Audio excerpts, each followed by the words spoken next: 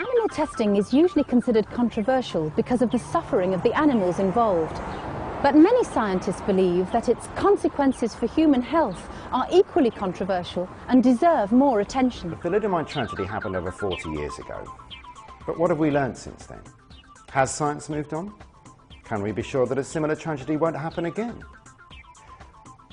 I think that there should be tests to identify such dangerous drugs and chemicals.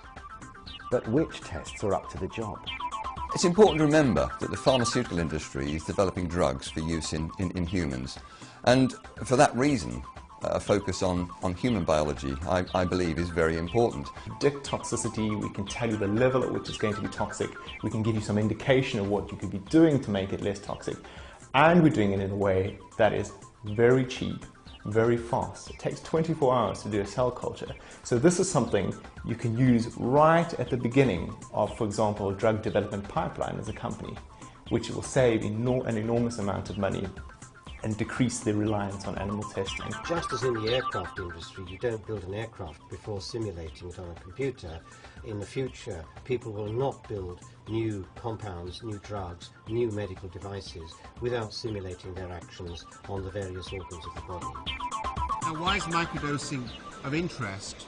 Well, it's of interest because it allows us to get human metabolism information much earlier, much more safely, and with minimal use of animals. These new technologies enable drugs to be developed and tested specifically for humans.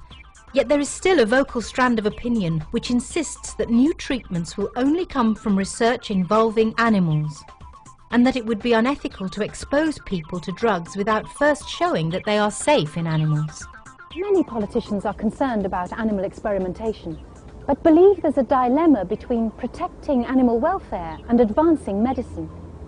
Yet there is growing evidence that favouring the state-of-the-art methods we've seen in this film would benefit medical progress as well as laboratory animals. And all that we want to see is the government to set up a review where these arguments can be properly evaluated in a scientific way, because quite apart from anything else, thousands of people suffer from the side effects of drugs, and some of those ill effects might be averted by using better methods.